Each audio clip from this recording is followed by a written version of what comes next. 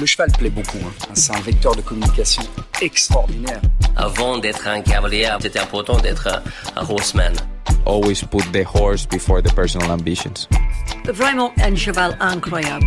Voilà quelqu'un qui est champion olympique et qui n'est pas ordinaire. Se remettre en question et peut se servir des défaites pour être meilleur après. Ce feeling, je l'ai eu directement avec Caleb. On fait du haut niveau, il y a le côté financier, c'est comme ça. Aller en compétition parce qu'il est bon, pas parce qu'il paye une table. Moi, je veux pas courir mes chevaux pour l'argent. If you can do it in a way that doesn't take too much out of your horses. Quand on voit l'évolution en 10 ans de temps, qu'est-ce que ça va être dans 10 ans ? Pouvoir motiver les jeunes à aller au bout de leurs rêves. Forme de très très bons compétiteurs. Je ne vais pas dire que ça forme des hommes de chevaux. Pour moi, les bons moments, ils sont à venir. Aujourd'hui, réussir sa vie, c'est avoir la vie que l'on souhaite. Vous ne connaissiez peut-être pas son nom, pourtant je suis certaine que vous l'avez déjà vu et que vous saurez le reconnaître d'ici quelques secondes. En piste, Youri Mansour se vêtit de jaune, car comme il nous le confiait au cours de notre conversation, il n'aime pas faire comme tout le monde. N'en témoigne son histoire. Youri n'est pas né dans une famille de cavaliers. Il n'est pas né en Europe, ni aux États-Unis, près des plus grands pôles équestres. Il n'est pas non plus issu d'une famille aisée qui lui aurait mis dans les mains dès l'adolescence les cartes pour faire carrière dans ce sport. Depuis son pays natal, le Brésil, Youri a challengé son destin. S'il fallait deviner la clé de sa réussite, nous pourrions facilement présumer que son audace et son ambition furent déterminantes. Rien ne semble trop beau ni trop grand aux yeux de Youri. Ce rêve, il a su le tisser jusqu'à participer aux Jeux Olympiques de Tokyo en 2021. En véritable conteur, Youri nous a livré son histoire, chapitre après chapitre. Alors bien sûr, Vitiki constitue à lui seul un chapitre complet, tant ce cheval aura eu une place singulière dans sa vie, et ce n'est pas sans émotion que Youri est revenu sur son accident lors du CHIO d'Aix-la-Chapelle en 2018. Je vous laisse découvrir notre conversation avec le cavalier brésilien Youri Mansour. Allez, c'est parti. Bienvenue dans I'm an Equestrian, le podcast. Bonne écoute.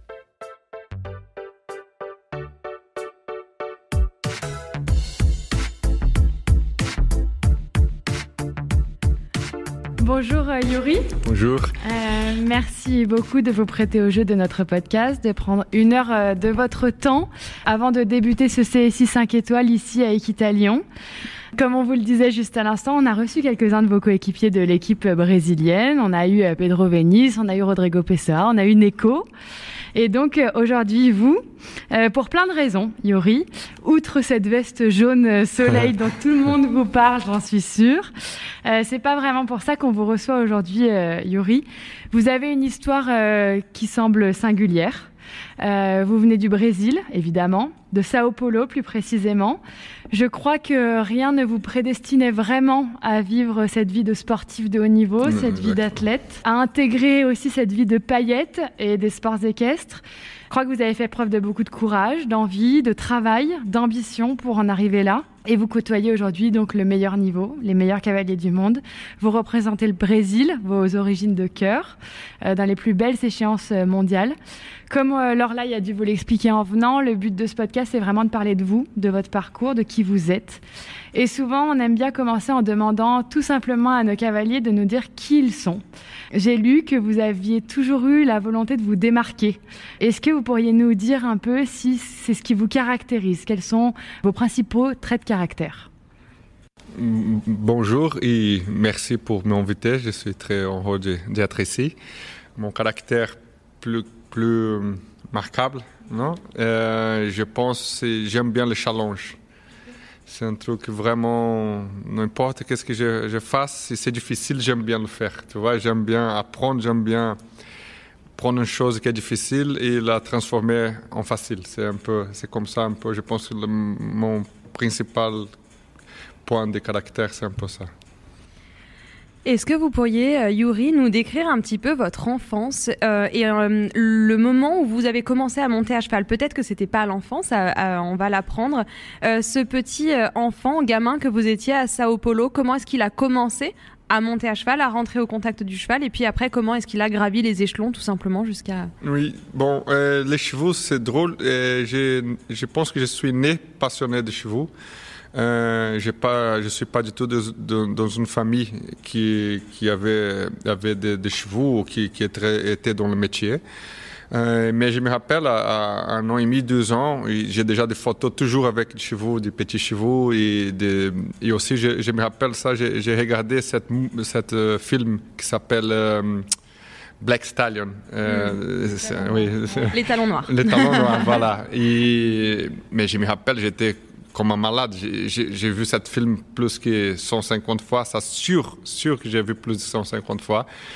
Et alors, toujours, j'ai eu cette connexion. Mais quand j'avais 5-6 ans, peut-être, à la ville de São Paulo, il y avait un jour où il y avait des poneys dans un shopping center, par exemple. Là, j'ai monté. Et je voudrais toujours monter, tu vois. Il y a 8 ans, ça a commencé une tradition familière d'y aller dans un endroit pour les vacances où il y avait des chevaux.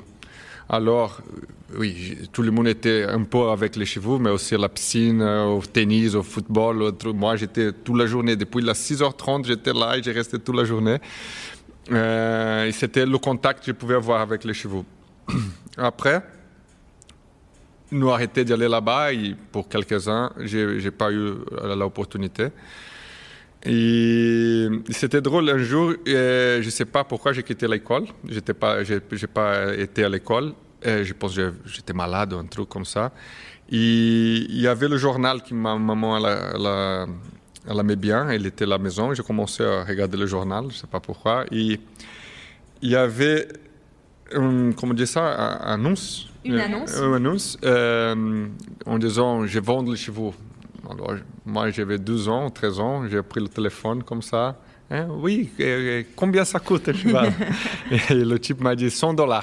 Mais j'étais fou, j'ai dit bon, $100, ma maman, elle n'a pas payé. Alors, je me rappelle parfaitement, je cours aux toilettes où elle était, à la salle de bain, et j'ai dit, maman, le cheval coûte $100. Elle a dit, si ça coûte $100, j'achète pour toi un cheval. J'ai dit, ok, super. Alors, c'était incroyable. Imagine, parce que ici en Europe, c'est un peu différent. J'ai dit ça toujours. En Europe, cet sport, il est un peu c'est pas un sport de les gens de la ville. C'est un peu un sport de les gens de la femme, non? Un peu plus.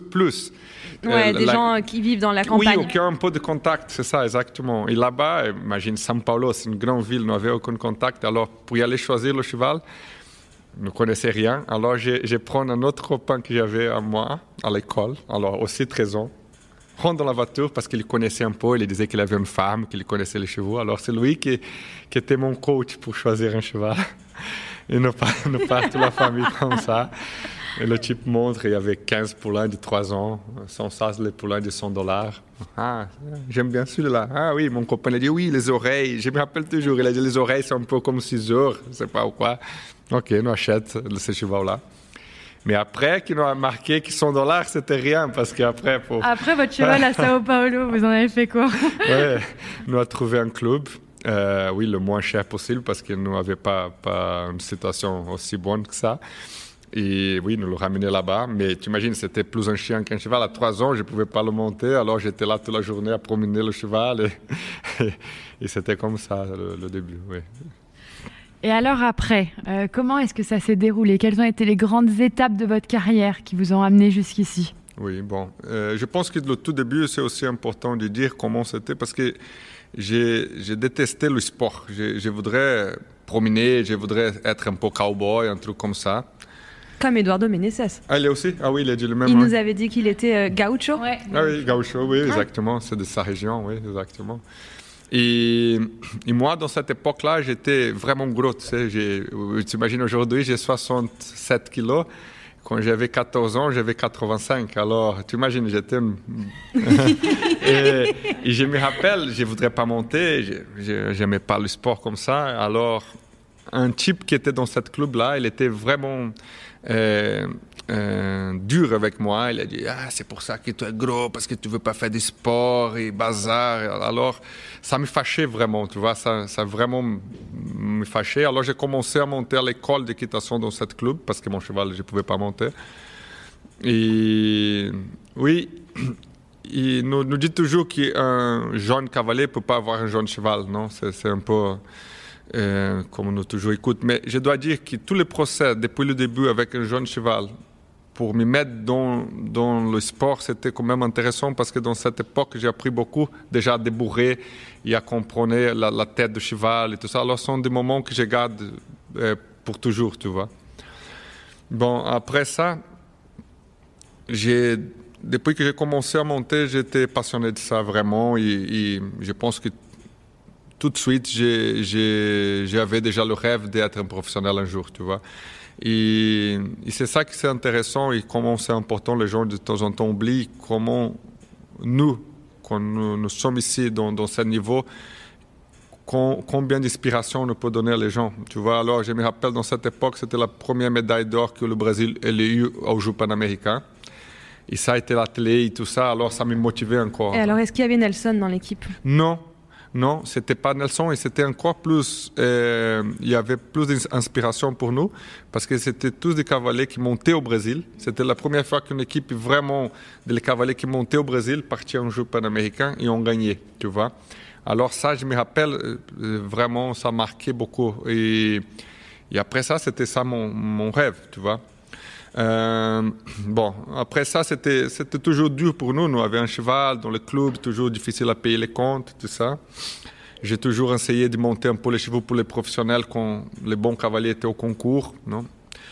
Je dois dire que cette époque-là, quand j'étais un peu plus âgé, quand j'avais 15 ans, 16 ans, c'était très riche pour nous parce que tous ces bons cavaliers qui montaient au Brésil étaient souvent en Europe avec Nelson. Alors, on ramenait beaucoup de nouvelles choses et tout ça. C'était une bonne science pour nous. Et bon, ça, c'est le deuxième moment important dans mon début. C'est ma maman, elle avait une école, tu vois. C'était dur, mais elle pouvait quand même avoir un cheval au club et tout ça. Et elle a commencé avec des problèmes à l'école, tu vois. Elle ne pouvait pas vraiment payer les comptes. Alors, dans ce moment-là, c'était mauvais pour un côté, mais très bon pour moi, parce qu'elle ne voudrait pas que moi, je suive cette profession. Alors, le moment qu'elle ne pouvait plus m'aider à payer l'université et tout, c'était le bon moment pour moi de trouver une solution. Alors, j'ai trouvé un contact en Belgique et j'ai parti en Belgique pour commencer ma histoire professionnelle. Et alors, vous aviez quel âge quand vous êtes parti en Belgique, à peu près? Oui, presque 18. Et comment est-ce que vous avez trouvé votre première place en Belgique? Un copain brésilien, il a travaillé ici. Il était d'abord chez Mati, après il est parti pour cet endroit-là. C'est Yves Villain en Belgique. C'est un type qui fait beaucoup de débourrage aussi, de jeunes chevaux. Et c'était un contrat, pas de congé, pas de salaire, mais quand même, je pouvais monter toute la journée. Le truc, c'est que j'arrive à la fin de l'été, alors c'était la finale à Gève. Et c'était drôle parce que j'arrive, j'ai dit ça c'est magnifique, je montais toute la journée, j'étais au concours direct, tout ça. Et quand ça a commencé le mois d'octobre, les chevaux commencent à partir. Alors il y avait des jours que j'avais pas beaucoup à faire. J'ai dit, les gens disent que l'Europe elle est dure, qu'il faut travailler beaucoup, mais ici c'est tranquille. Après un mois, ça commence à venir tous les 3 ans, 4 ans pour débourrer. Et là, c'était, je dois dire, j'avais pas l'expérience. C'était un moment dur de débourrer tellement de chevaux comme ça, mais c'était comme ça. Après ça, si je ne me trompe pas, vous avez fait vos armes chez Ludovic Philippart, c'est ça? Exactement. Ça, c'était... Bon, alors, chez Yves, c'était bien. J'ai merci à lui beaucoup. Je l'ai beaucoup aidé. J'ai parti de là-bas pour essayer d'avoir une place où je pouvais avoir plus d'opportunités ou d'apprendre. J'ai travaillé à Liège un peu, mais ce n'était pas grand-chose. Et là, c'était un moment difficile parce que j'étais trop vert, tu vois. J'avais sauté, à 18 ans, j'avais sauté 1,30 m. Tu vois, j'étais un cavalier, j'avais pas fait des juniors, children, rien, j'avais aucune expérience. Et c'était difficile pour les gens de me donner une opportunité comme ça. Alors, la situation de ma mère, elle était très dure au Brésil. Je ne pouvais pas vraiment retourner au Brésil tout de suite. Alors, j'ai trouvé un travail comme groom. J'ai travaillé pour monsieur Piquinier, le monsieur qui fait les montres. J'étais son groom, j'étais pas un bon groom. Non, je me rappelle parfaitement, il était à finale à Deauville pour les amateurs et tous les autres épreuves étaient en sable, la finale en herbe. Et j'ai oublié les rampons, alors il n'était pas super content avec moi. Mais là, j'ai connu une groom qui s'appelle Anne, elle était groom de Pénélope quelque temps. Et elle m'a dit, non, si tu veux apprendre, tu peux aller chez Ludo. Il cherche un cavalier maison. Alors j'ai dit oui, si tu peux m'aider un peu. Alors j'étais parti chez Ludo. Et là-bas, c'est un moment incroyablement important pour ma carrière, pour ma vie d'un mode général. Et j'ai dit toujours, d'abord, j'ai appris beaucoup. Ludo, il est toujours, nous avons une bonne connexion, il a toujours m'aidé un peu. Et moi, j'avais monté beaucoup en dressage au Brésil. Alors, je n'avais pas d'expérience pour sauter, mais je savais bien dresser déjà les chevaux. Et ça, Ludo, il a bien marqué, il m'a donné assez d'opportunités. Et qu'est-ce que c'est drôle, dans ce moment, c'était 12 ans chez Ludo. J'ai connu Ludo, logiquement, mais Edwina, elle était là, parce qu'elle était la copine de Neil Jones dans ce moment. Et aussi René, un type qui habite au Danemark. Et ces 3 personnes, vraiment, quand tu regardes 20 ans après, ont vraiment changé complètement ma vie. D'abord Ludo, parce que quand je retourne au Brésil, après, il m'envoie les chevaux, et c'est comme ça que je commence à faire vraiment du commerce et vraiment avoir l'opportunité de me perfectionner et de monter dans le haut niveau. Edwina, après elle est mariée avec Yann, et à cause de la relation que j'avais avec elle, j'ai vendu First Division pour un très bon argent, et ça vraiment m'a donné une autre situation en vie. Et René, après, il était le manager de Ask, qui c'était mon premier sponsor en Europe. Alors c'est drôle comme un petit période, oui, c'est vraiment pour toute une vie, pour toute la vie. Et alors, j'ai lu ensuite qu'après avoir travaillé chez Ludo Philippard, vous rentrez au Brésil. Et là, vous passez un petit passage à vide. Vous vous dites que vous voulez arrêter. Nous, pour tout vous expliquer, hier, on a enregistré une table ronde avec plusieurs personnes sur le sujet de la gestion de l'échec. On a parlé beaucoup des moments difficiles, des moments impactants de leur carrière, etc. Et j'ai l'impression que cette période-là, elle a été quand même assez difficile pour vous, de ce que j'ai lu. Qu'est-ce qui s'est passé? Est-ce que vous pouvez nous l'expliquer? Oui, alors, c'est ça. Je voulais beaucoup. Je savais que j'avais un talent quand même, mais c'était pas clair pour les gens qui ne me connaissaient pas, donner d'opportunités pour un type de 18 ans qui commence à sauter. Quand tu commences à sauter à 18 ans, tu fais des erreurs aussi, non? C'était comme ça. Alors, après 2 ans chez Ludo, j'ai beaucoup appris, j'ai beaucoup eu d'expérience, mais quand même, j'ai gagné $500 par mois. Tu vois, l'hiver tout seul, c'est pas comme aujourd'hui, que tu peux parler avec les gens par téléphone comme ça. Non, c'était beaucoup plus dur. Je n'avais pas une super relation avec Neil Jones dans cette époque, c'était dur. Alors, ma maman, elle disait tout le temps, viens, reviens, aide-moi avec l'école, tu vois. Alors, j'ai dit, OK, allez essayer de sauver l'école. Non, c'était comme ça que nous pouvions gagner un peu de l'argent au Brésil. Alors, j'ai dit, OK, je rentre. Et je pensais que c'était impossible de continuer à faire, tu vois. C'était comment est-ce que je veux commencer tellement tard et arriver quelque part, tu vois. Et bon, je rentre. Et là, c'était dur parce que l'école, elle était déjà vraiment finie à la fin. Et encore une fois, c'est ça que j'ai dit toujours, que les mauvaises choses toujours m'ont ramené de bonnes choses après, tu vois. À un moment donné, elle ne pouvait plus payer parce que la maison qui nous habitait était louée et elle ne pouvait plus payer. Alors, un jour arrive la police, il dit que non, tu as 2 jours pour partir de la maison. C'est grave quand même, non? Qu'est-ce qu'il nous peut faire? Alors, parce que j'étais cavalier, je connaissais un peu de personnes, il y avait un travail quelque part où je pouvais monter à cheval pour le type et avoir une maison pour la famille. Alors, c'est comme ça que j'ai commencé à monter. Sûr que je voudrais beaucoup, que c'était une chose que j'avais tout le temps dans mon corps, mais tu vois... Pour ça, j'ai recommencé à monter. Alors, et je dois dire que c'était très important pour moi à ce moment parce que c'était un type un peu fou au Brésil qui fait beaucoup d'élevage. Mais à la fin, j'étais en train de monter 15 chevaux par jour. Et alors, tout seul, j'ai commencé à apprendre des choses que je devais apprendre comme enfant. Je n'avais pas d'entraîneur, mais j'avais vu beaucoup. Et c'est là que j'ai vraiment pratiqué parce qu'à la fin, je n'avais pas vraiment la possibilité de le faire. J'ai écouté un podcast, et je pense que tu vas faire la même référence que moi, Léa, avec Tony Parker, qui racontait exactement la même histoire que vous. Ils ont eu une saisie sur les biens de la famille, ils ont été expulsés de chez eux, plus d'appartements, les parents ne pouvaient plus payer le loyer. Et il disait que pour lui, ça avait été un traumatisme, bien sûr, d'être démuni de tous ses biens, etc. Et que ça l'avait aussi vraiment drivé dans sa carrière, motivé dans sa carrière à aller chercher notamment une situation stable financière et tout ce qu'on lui connaît de succès qu'il a eu en NBA. Est-ce que c'est en partie pour ça? Est-ce que vous pourriez dire que vous faites la même histoire, ou est-ce que c'est pour ça que vous êtes revenu vers le sport et vers le sport de haut niveau pour essayer aussi d'aller vers cette carrière beaucoup plus stable, de gagner plus d'argent et de stabiliser votre vie et votre famille? Oui, mais pas vraiment avec cette focus-là. Et moi, c'est un peu drôle parce que je suis un commerçant de chez vous et quand même j'ai bien gagné ma vie à la fin dans ma carrière. Mais c'est drôle, moi, j'ai jamais pensé à l'argent dans ma vie. J'ai jamais. C'était comme un rêve du fou, comme ça. Et c'est pour ça que de temps en temps, au début, je pense que les gens me tiraient pour un fou. Parce que Ludo même, un jour, tu demandes à lui, il va dire directement, il rigole de ça toujours. Quand je travaillais chez lui, j'avais rien, j'avais pas une voiture, j'avais un vélo, j'avais un chien, je ne sais pas pourquoi j'avais un chien.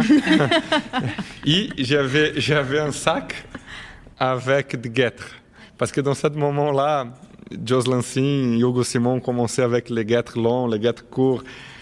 Tu imagines, j'avais même pas un cheval, j'avais jamais sauté en épreuve et rien, mais j'ai toujours été un peu comme ça, tu vois, j'ai rêvé déjà avec les choses, tu vois. Alors, logiquement, le premier moment, c'était important de trouver une maison pour la famille, mais après, tout l'argent que j'ai gagné dans le début, toute l'opportunité que j'avais, j'étais là, tu vois, je voudrais apprendre, je voudrais pouvoir monter dans le niveau. J'ai jamais pensé, j'ai travaillé gratuitement, je ne sais pas combien de fois dans ma vie. Oui, l'argent, ça n'a jamais été une finalité, c'était un moyen pour à vivre vos rêves. Exactement. Et quelque part, je savais qu'à la fin, les choses pouvaient être bien. Tu vois, je ne sais pas expliquer exactement, mais c'était comme ça. Naturellement, l'argent suffisant pour payer les comptes, il était là quelque part, tu vois. Mais c'était juste rêver avec ça, rêver avec un jour aller à Aix-la-Chapelle, un jour aller aux Jeux Olympiques, c'était ça. Et alors, c'est intéressant parce que c'est une vraie success story quand même. Vous venez du Brésil, Sao Paulo, vous n'y connaissez rien, etc. Et aujourd'hui, vous êtes là. Aujourd'hui, avec le recul que vous avez, l'expérience, l'Europe aussi, maintenant vous êtes installé ici. Comment est-ce que vous voyez les choses? Parce que vous venez d'un milieu très modeste et aujourd'hui, pour monter à cheval et faire du haut niveau en Europe, il faut de l'argent. C'est une réalité. Est-ce que vous pensez que votre success story, elle est encore possible aujourd'hui? Oui, je pense, mais je suis d'accord avec toi que la direction que le sport prend fait peur. Moi, j'ai un enfant qui monte très bien, qui est très, très motivé. Et de temps en temps, je réfléchis à ça. Parce que je donne un exemple vite ici. Peut-être que c'est juste un moment et je me trompe, mais en disant Daniel Deusser, par exemple, un des meilleurs de l'histoire. Okay? Il était chez Frank Zlotak, qui probablement était super pour lui. Je pense qu'il a pris beaucoup, mais ce n'était pas là qu'il est lancé dans la carrière. Il commence sa vraie carrière chez Yann. Et après, il est là jusqu'à maintenant chez Stéphane. Non? Et Steve, même avec une famille traditionnelle, il commence vraiment à être là chez Yann. Non? Et il y a 500 exemples de ça. Regarde aujourd'hui ces écuries. Ils ne sont plus dans le sport comme avant. Tu vois, Yann, logiquement, il y a Edoina, mais il n'y a pas du cavalier qui fait du haut niveau aussi. Même Stéphane, avant, il y avait Lorenzo, il y avait Iona, c'est aussi plus petit. Et tu regardes un peu à côté, tu ne vois plus des sponsors non plus. Non? Avant, il y avait des sponsors.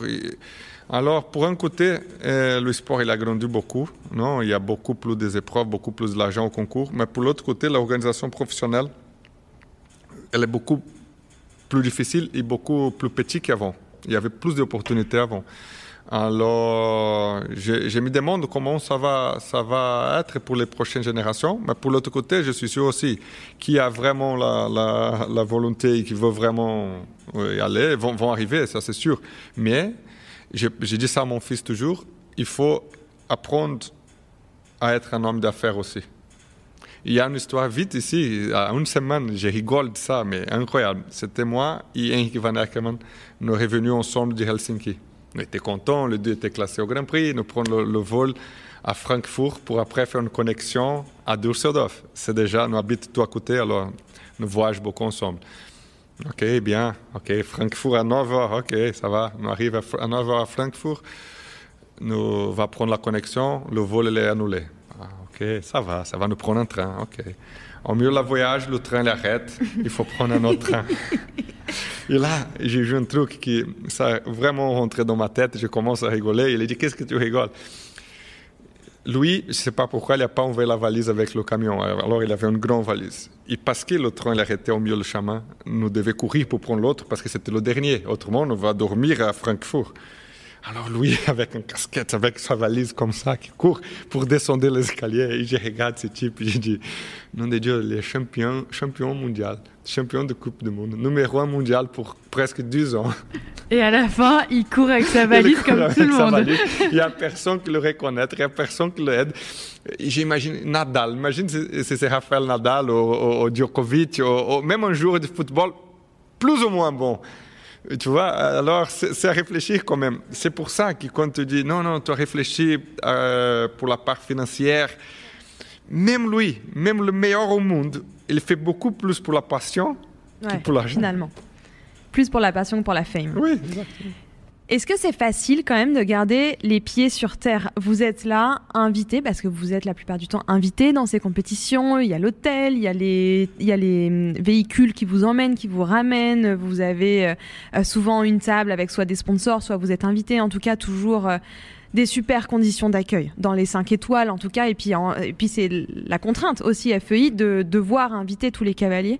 Est-ce que vous arrivez à garder les pieds sur terre quand vous passez d'un repas VIP à une tribune VIP, à un concours 5 étoiles, à un taxi super classe, etc., à vous rappeler d'où vous venez aussi? Oui, c'est même l'opposé. Moi, je suis pas trop confortable avec la VIP, avec le social, tu vois.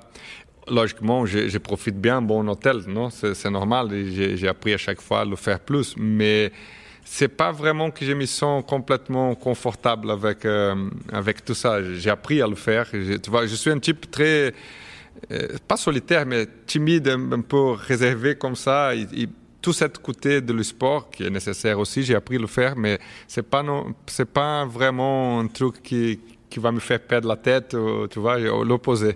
C'est plus difficile à rester dans ça qui non. On va changer un peu de sujet, Yuri. Moi, j'ai envie que vous me parliez de ce cheval, de Vitiki. J'avoue, complètement transparente, avant que vous soyez deuxième du Grand Prix de la Baule, je ne connaissais pas l'histoire de votre cheval. Et c'est vrai que ça m'avait vraiment touchée et tout. Et je crois qu'il y a une vraie connexion très spéciale entre vous deux. C'est un cheval que vous aimez énormément. Est-ce qu'on peut dire que c'est le cheval de votre vie? Ah oui, ça. Même de parler, voilà. J'ai déjà ça. Bon, alors l'objectif, c'était pas de vous faire pleurer, évidemment. Non, mais est-ce que vous pouvez nous parler de ce crack qui a marqué votre vie de cavalier jusqu'à présent? 1 minute. Non, c'est toujours, me touche beaucoup l'histoire de Vitiki parce que, oui, quand tu dis non, c'était directement la première question. Ce moment de ta vie était le plus dur, non? Mais non, oui, tu vois, c'est pas le début, c'est pas. Le moment le plus dur, c'était quand ce cheval était cassé. Ça. Pardon. On doit vous avouer que vous n'êtes pas la première personne qui pleure à notre micro. Et moi, je dois vous avouer que quand j'avais lu les 3 articles sur Grand Prix, sur Vitiki, j'avais pleuré. Vraiment, c'était hyper touchant. Et... Bon, alors j'ai fait un peu avant lui pour expliquer toute la connexion. Je pense que c'est plus... Il y a un contexte. Oui, mieux à comprendre. Alors, j'ai tout ce début-là, que c'était compliqué, non, pour arriver. Et mon business au Brésil commence à aller très bien à la fin. En 2012-13, j'étais vraiment un grand marcheur et j'avais des opportunités. Et j'arrive au Brésil, en Europe. Première saison en Europe, j'ai 17e en finale Coupe du Monde. Incroyable. Ah oui, ça c'est facile. J'ai pensé dans ma tête. J'ai même une fois, Steve, il m'a demandé d'un cheval, il était le numéro 1 mondial, je me rappelle toujours, il a dit non, je ne vends pas parce qu'un jour je veux ton bracelet. Comme ça, je disais ça, naturel, tu vois. C'est confiance. J'ai la confiance. Oui, c'était pas du tout arrogance, mais oui, c'était comme ça. C'était accessible, ça vous paraissait accessible? Oui, c'est facile. Et dans ce moment-là, j'ai connu le Witecki. L'histoire du Witecki, c'était un type brésilien qui habitait déjà en Allemagne pour beaucoup de temps. Et il arrive avec le cheval parce qu'il avait un cancer de prostate, un cancer, et il voulait retourner au Brésil. Alors, oui, je monte le cheval, je donne 2 sauts, le cheval. Wow, sauter incroyable. Alors, j'ai dit non, je l'achète. Qu'est-ce que c'est drôle, juste pour faire une petite pause. 10 jours après, la police arrive chez moi. Il prend le cheval. Il le ramène à prison. Pourquoi? Parce que le cheval n'était pas au type. Ça démarrait mal. Non, le cheval, le pauvre était 1 mois à la prison, le pauvre. Alors, nous prenons le cheval, nous payons tout ce qu'il faudrait payer, nous récupérons le cheval.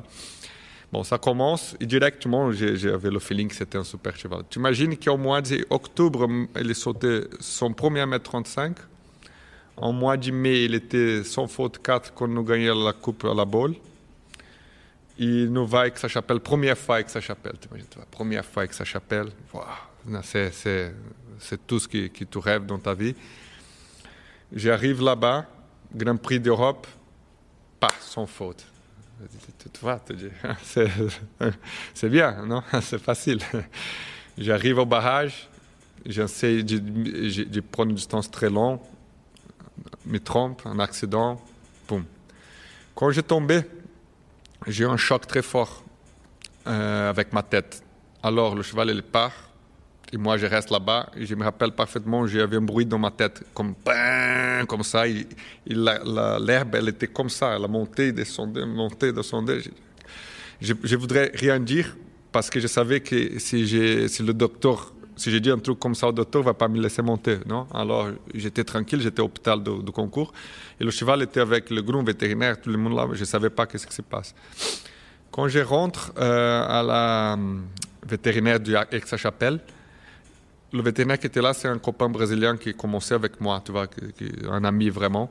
Je rentre, il y avait, je me rappelle toujours ça, il y avait la radio là, il y avait une ligne comme ça, et lui en train de pleurer. Tu vois, mais vraiment, tu vois, la patte, il y avait une ligne au milieu de l'os, et lui, mais complètement. Et quand je regarde ma femme, elle était assise, en train de pleurer comme...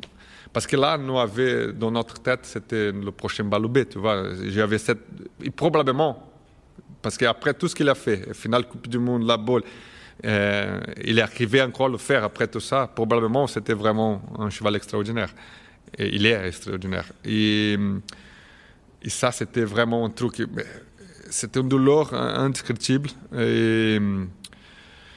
Et là, j'avais Ibel, une jument qui avait acheté très cher pour moi, aussi au concours. Et je ne savais pas qu'est-ce que je devais faire, tu vois. Et je me rappelle à un moment, oui, c'était vraiment... Oui, je ne peux pas dire comment était, c'est un truc très fort. Alors, Keok, c'était ma grande dans cette époque-là. J'ai dit, allez, écoute, prends toutes les choses et je ne veux plus monter, je ne veux plus rester ici. Et mon fils, il avait 5 ans. Et il dit, papa, tu dis toujours pour continuer. Comment est-ce que tu vas arrêter? Tu vois. Alors, putain, ok, reste ici, on doit monter. Et c'était magnifique parce que c'était très important pour moi parce que le jour après, première épreuve, c'était la finale de 8 ans avec Aix-la-Chapelle. Et pour la première fois, je pense parce que j'ai touché fort ma tête, j'ai jamais eu cette feeling avant et après. J'ai eu peur un peu, tu vois. J'avais un peu peur de sauter. C'est vraiment un truc qui c'est pas normal normalement. Et je me rappelle quand j'étais au barrage, quand je vais au numéro 1, j'ai dit non, je vais faire un tour tranquille. Et je pense directement, non, si je ne veux pas aller aujourd'hui, je ne vais plus jamais aller vite. Alors j'ai été vraiment vite, j'ai gagné l'épreuve. Et ça recommence à me donner un peu d'énergie pour continuer. Non? Le cheval était opéré. Au milieu du concours, on est parti à Lumen pour voir le cheval retourner, mais j'étais encore 5e à Westphalen Grand Prix et j'ai fait sans faute au Grand Prix dimanche. Alors c'était quand même bien, j'étais qualifié au Jeux mondial. Mais après ça, moi, j'étais plus le même. Tu vois, je n'étais pas en vie. Je ne sais pas si c'est déprimé. Je ne suis pas une personne qui me permet d'être déprimé, mais quand même, j'avais plus la même confiance, la même motivation. Et ensemble, avec ça, tout commençait à aller mal, tu vois. On parle beaucoup aussi de santé mentale des athlètes aujourd'hui, et c'est ce que vous êtes en train de nous décrire, les moments où des fois c'est très très compliqué. Exactement, très. Et Sajima, elle n'était pas aussi bonne que ça. Les chevaux de commerce que j'avais mal acheté. Il y avait des chevaux qui avaient des problèmes de vet check. Et je me rappelle parfaitement, à la fin de 2018, pour payer notre compte à la fin d'année, qui a aidé vraiment, c'était l'agement, parce qu'on était à Prague, on a fait on a été 13e par équipe, on a gagné beaucoup d'argent. Mais c'était un moment dur que je n'avais jamais passé en Europe, tu vois. Et même au Brésil, les choses au Brésil toujours étaient de petit à petit améliorer vite, tu vois, tout améliorer vite. Et là, c'était un moment où je ne trouvais pas les solutions. Et là, j'ai commencé à remarquer comment c'est dur ici. Parce qu'ici, à la fin en Europe, si tu réfléchis, tous les meilleurs sont là. C'est pas facile d'être au milieu des meilleurs. Et les gens qui sont là à 30 ans, à 50 ans, ou de 5e génération, ou 4e génération. Alors, c'était super dur. Et pour continuer, au début 2019, Ibel, elle est coincée au box et elle casse son jarret. Alors, dans un période d'1 an, Baby Lot, une lésion tendon, Vitiki casse la patte avec sa chapelle, et mal seul jument de Grand Prix, elle casse le jarret et opéré. Et alors, ça, c'était... Et logiquement, j'avais gagné de l'argent en vendant mes chevaux. Mais si nous commençons à prendre de l'argent et commencer à acheter des chevaux, comment les gens peuvent le faire, comme des sponsors et tout ça, tu vas casser, non? Alors, c'était important. Le propriétaire de Ask, c'est le propriétaire de Lego. Tu vois? Et il m'a dit un truc qui vraiment, c'était très important dans ce moment. Il m'a raconté l'histoire de Ask. Parce que dans ce moment, je ne voulais plus mettre de l'argent à acheter un cheval. Je voudrais plus. J'ai dit non, c'est fini, je ne veux pas continuer avec ça. C'était tout tellement difficile. Il a dit que Lego, elle était très mal pour un moment. Elle était presque vendue. Et alors, on fait une réunion de famille. Et on a pris beaucoup d'argent familière et on a mis dans la compagnie. Et aujourd'hui, Lego, c'est qu'est-ce que c'est? Tu vois, c'est une des plus grandes compagnies privées qu'il y a dans ce métier. Et j'ai appris ça et j'ai trouvé Alphonse, que c'est une histoire aussi, une drôle d'histoire. Mais je me doutais si je devais acheter ou pas. Et je me rappelle, on était en Espagne, moi et ma femme. Nous on marchait tellement en parlant de ça que son pied était complètement blessé après, mais elle ne pouvait plus marcher. Et parce que là, je voudrais retourner au Brésil. C'était elle qui tout le temps disait non, mais regarde tout ce que tu as fait déjà. Mais non, hein. Bon, ils nous ont acheté Alphonse. Et avec Alphonse, tout recommençait et tout ça. Bon, en continuant de Vitiki, le cheval, il recommence. Tu sais, difficile, non? Pour boiteuse, raide, 1 an au box, non? Mais j'avais ce truc-là. C'est comme si je ne pouvais pas le récupérer, je ne pouvais pas m'y récupérer. C'était un truc vraiment, une connexion comme ça. De temps en temps, je suis sûr que les grooms, même mon vétérinaire, pensaient que j'étais fou, tu sais, parce que, écoute, le cheval travaille, après il est comme ça, ou il travaille comme ça. J'ai toujours essayé de trouver un peu... On vous disait de le remettre au pré.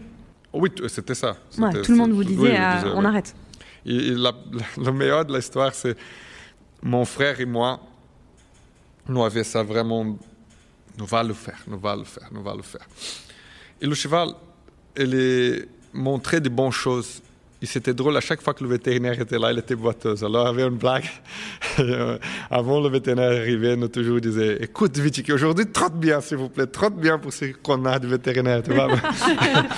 Parce que, non, alors, mais bon, il n'était pas bien. Le vétérinaire arrive un jour, il me dit, Yuri, tu es un super cavalier, j'adore travailler avec toi, mais je dois dire une chose, c'est fini. C'est le moment de trouver un autre cheval. Et ça, j'ai commencé à pleurer. Tu sais, je ne voudrais pas vraiment croire à ça. Il est parti. 5 minutes après, je l'appelle. J'ai dit, écoute, il y a Saint-Tropez cette semaine. Je le ramène en étoile. Il nous voit qu'est-ce qui va arriver, comment il va rentrer. Il rentre d'une étoile, trotte 10 fois mieux. J'ai dit, écoute, allez, non. Et après, c'était tous un jour après jour, tu vois. Mais je dois dire, il n'a jamais fait un pas en arrière. Tu vois, il était toujours mieux. Mais qu'est-ce qui me touche beaucoup dans tout ce procès-là, c'est combien j'ai appris comme cavalier, combien j'ai appris comme personne, combien j'ai appris comme vétérinaire, parce que je suis un peu vétérinaire. Et plus, tu imagines, mes enfants ont eu l'opportunité de voir un truc comme ça, tu vois, de voir que si tu crois vraiment, les choses peuvent arriver, tu vois. C'était un procès familial, mais qui ont vu ça depuis le début, tu vois. Et après, tu imagines, en 2020, je le ramenais à Wellington. C'est un truc, ma groom, elle était fou avec moi. Elle a dit, mais qu'est-ce que tu ramènes un cheval comme ça? Alors, le premier parcours, elle fait 6 fautes, 1m45, 6 fautes, fou. Philippe Gerda, il a dit, Yuri, écoute, le cheval, elle est bien, tu vois qu'il a des qualités, mais où est-ce que tu vas arriver avec ça? Ah oui, tu as raison. 2 jours après, non, il ressaute, gagne l'épreuve.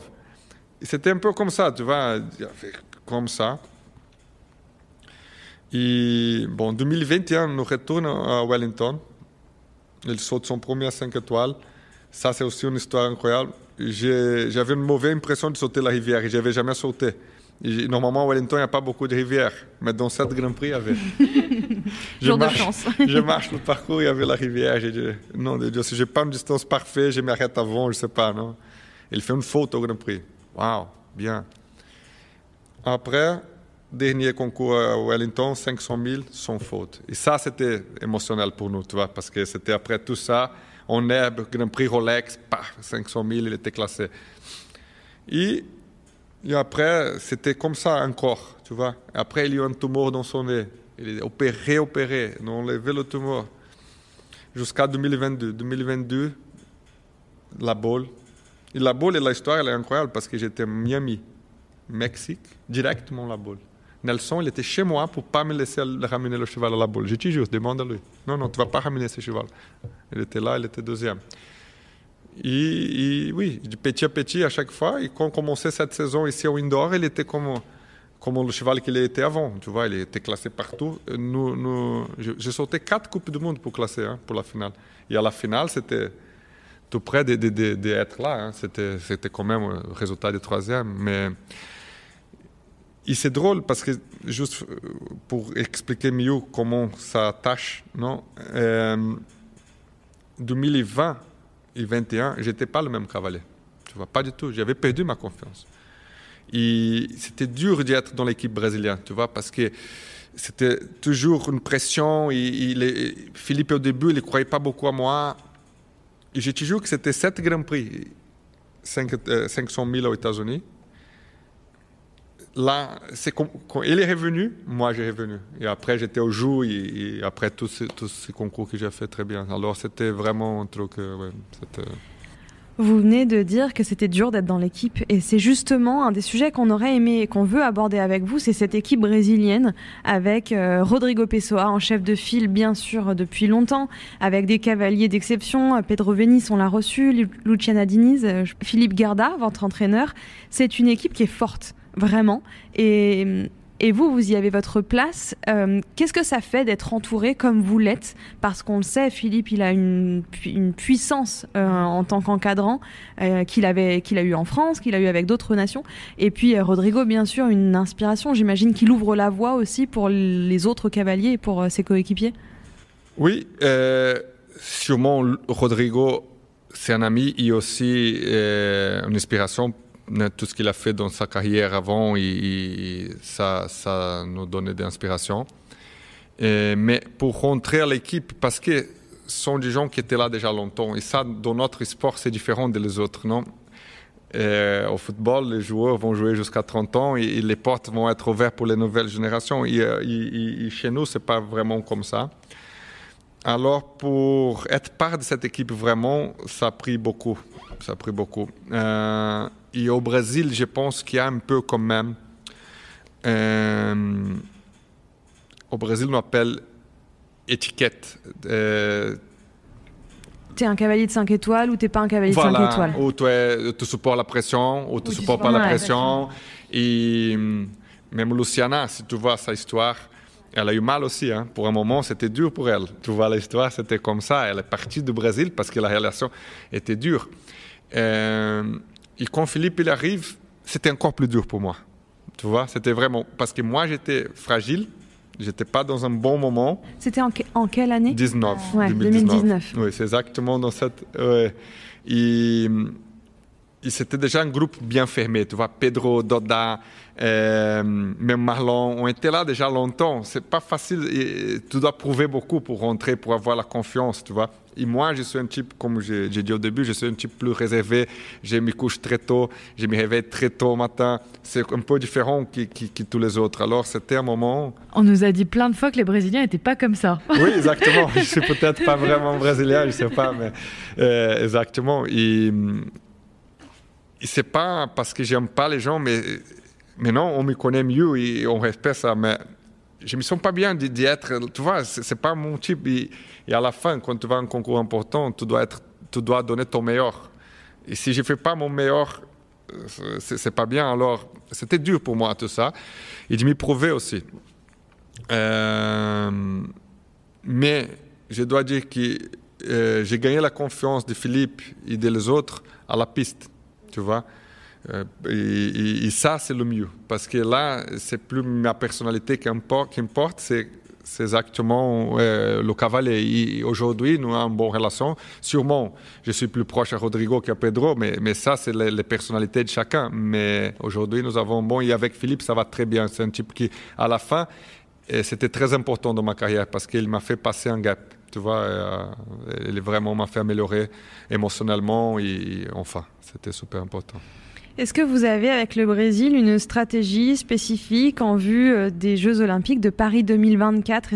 Comment vous abordez en fait l'échéance en équipe et peut-être vous aussi en individuel à titre personnel ? Oui.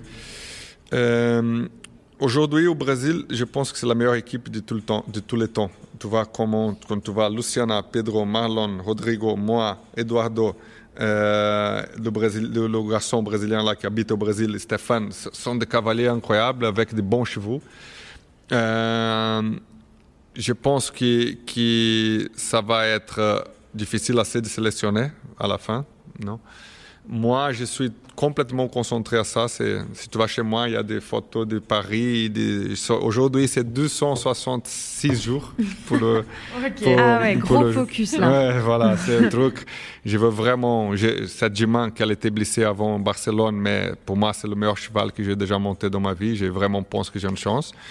Mais il faut aussi qu'il nous s'assoie un moment, qu'il nous réfléchisse un peu, parce que je pense quelque part, nous se trompons parce qu'avec la qualité que nous avons pour le moment, nous devons gagner encore plus. Même qu'est-ce qui s'est passé hier aux Jeux panaméricains ou à Barcelone, nous pouvons faire encore mieux avec ce groupe-là, tu vois. Il y a quelque chose qu'il faut encore améliorer, alors j'espère qu'il nous peut... Il vous manque encore quelques cartes pour solutionner l'équation. Oui, exactement. Il y a quelque chose qui doit être mieux que ça encore. Je me permets de faire une toute petite pause dans cet épisode pour vous fêter de très belles fêtes de fin d'année. Il est l'heure maintenant de prendre quelques jours de pause, de se reposer. Pour Lorlaï et moi, l'année a été très chargée, comme vous avez pu le suivre sur nos réseaux sociaux. On est absolument ravis de tout ce qu'on a pu accomplir ces derniers mois, de l'évolution d'Eclat Agency, notre agence de production et de communication digitale qui nous permet de vivre de notre passion, ce rêve que nous avions quand nous avons lancé ce podcast. Merci 1000 fois de nous avoir accompagnés tout au long de cette année 2023, de nous avoir écoutés toujours, de nous avoir écrit encore et encore. On espère que cette année 2024 sera la continuité de cette belle aventure, que vous serez toujours là à nous écouter et à nous encourager comme vous le faites très régulièrement. Merci 1000 fois de votre présence. Je vous souhaite de très belles fêtes de fin d'année, un joyeux Noël et une très belle année 2024. Je vous laisse reprendre et écouter la fin de notre conversation avec Yuri Mansour. Comme quand vous étiez jeune, comme avec Vitiki, on vous sent très déterminé. Ah oui, ça donc, c'est... à la fin, il y a eu des belles histoires. Donc, en tout cas, on croise les doigts pour vous à ce sujet-là. On va s'approcher de la fin de cette interview, on va bientôt vous libérer, Yuri. J'ai peut-être une dernière question à vous poser. Sur votre site, il y a écrit « Je n'avais qu'une dizaine d'années lorsque j'ai commencé à rêver d'imiter Nelson Pessoa ou John Whittaker. Ils sont devenus avec Marcus Henning mes 3 références, ceux qui ont changé ma vision de l'équitation et révolutionné le sport. » Est-ce qu'aujourd'hui, alors je ne sais pas quand est-ce que vous avez rédigé votre site, mais est-ce qu'aujourd'hui, vous êtes toujours inspiré par ces 3 cavaliers ? Est-ce qu'il y en a d'autres qui vous inspirent particulièrement ? Franchement, non, je garde les 3 encore comme ça. C'est un peu qu'est-ce que j'essaie de suivre, non ? J'explique un peu mieux qu'est-ce que c'est exactement le point. Et les 3, chacun dans cette époque, fait le même, je pense. C'est la communication avec le cheval, tu vois. Les 3, chacun dans sa manière, chacun dans son moment, pouvaient avoir un contrôle de cheval dans une manière très, très gentille, très, très fin.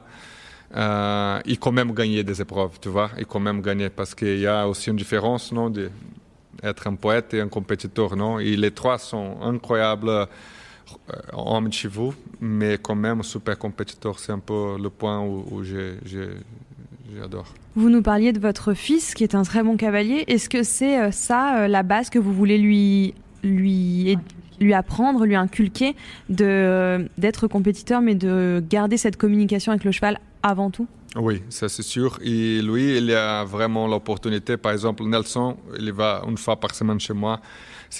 Nelson, moi j'ai une relation presque paternelle avec, tu vois, nous se parle tous les jours, quelquefois tous les jours, même avec ma femme. Et c'est comme mon deuxième père, tu vois. Alors, nous sommes vraiment proches. Et lui, il adore mon fils. Alors, la première selle qu'il a donnée, c'était Nelson. Nelson va là-bas, donne des leçons. Quand je vais aux États-Unis, Nelson m'appelle, dit, écoute, il doit faire équitation, c'est important pour lui. Alors, il est bien construit dans cette voie-là. Oui. Vous allez rigoler, Yuri, mais juste pour la petite anecdote, quand j'ai dit à un ami hier qu'on allait vous enregistrer, enfin en tout cas qu'on essayait, il m'a dit « Oh, c'est un Brésilien, de toute façon il va dire qu'il a tout appris une déco. » C'est bon, je te le fais ton podcast. Non, il se reconnaîtra.